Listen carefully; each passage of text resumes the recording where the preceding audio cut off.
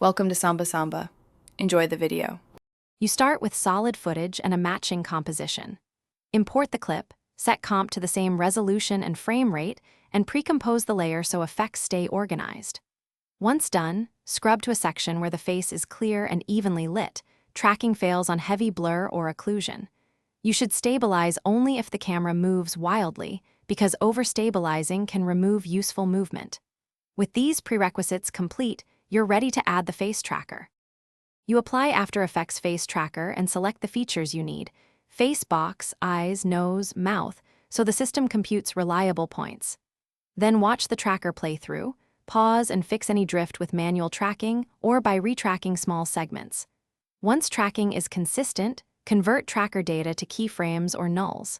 If motion is jittery, add a small smoothing expression or use the built-in Smooth Keyframes command. This preserves intent while reducing. You now parent your graphic elements, patches, makeup, or 3D layers to the tracker nulls or use expressions to link position, rotation, and scale. This keeps attachments locked to facial motion. Make micro adjustments with local keyframes to correct alignment and add masks to hide overlaps behind hair or hands. If you see sudden jumps, re-evaluate the source.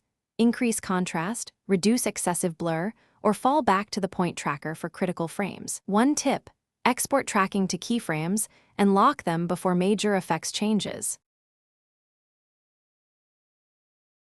Thanks for watching. Consider subscribing if we helped you.